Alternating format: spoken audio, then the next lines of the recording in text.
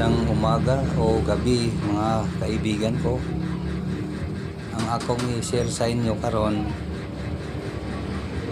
may tungod sa mga bawal sa Diyos. Kahit isa man lang sa inyo dito mabanggit ni Brother Eli.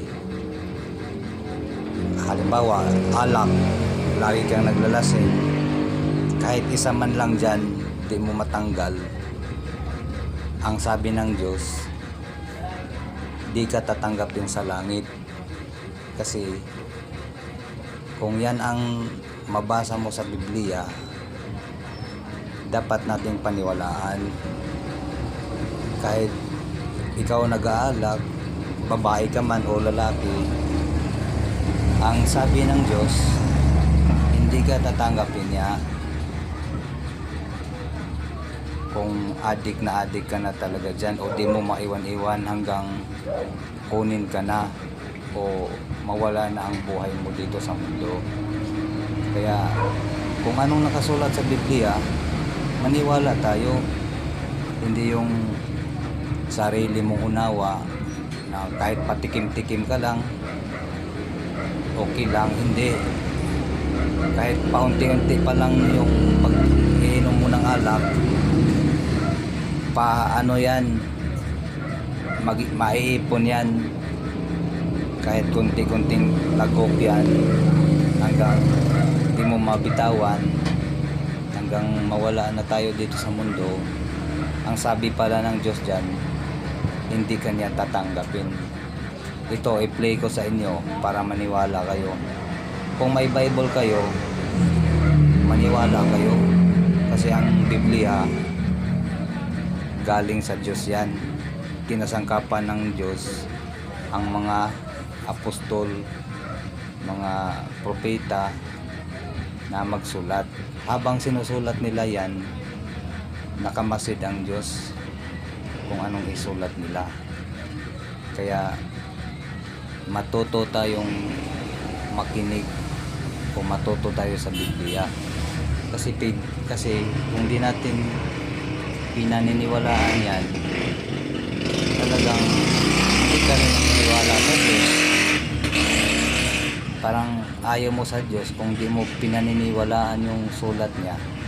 Kaya ito mga kaibigan, ginawa ko to para ang mga kaibigan natin, kapwa, matuto sila sa salita ng Diyos na dapat tumalima tayo.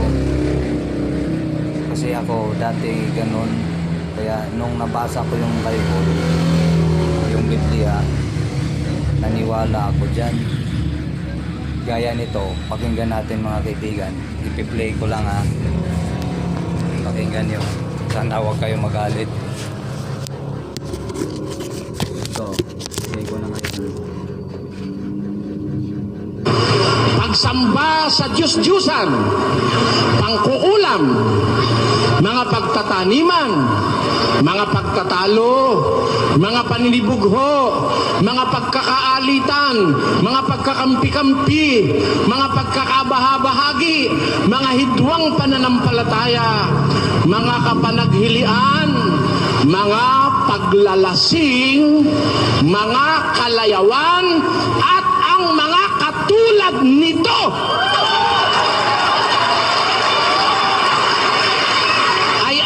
Pinagpapaunang ipaalala sa inyo, ang nagsisigawan ng gayong mga bagay hindi magmamana ng kaharian ng Diyos. Masama o ba o hindi?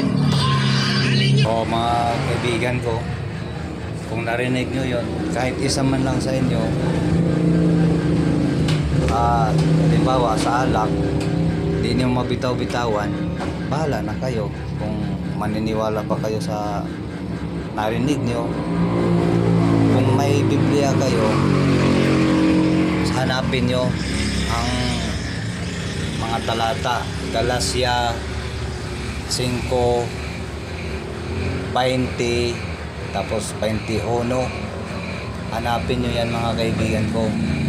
Huwag tayong maniwala sa kata ng tao o sino man yan, mga ngaral man yan na nagdadaldal lang. isang talata lang o dalawang talata, wala man lang paliwanag, dapat magduda na tayo doon. Kaya hanggang dito na lang mga kaibigan ko, sana hindi kayo magagalit.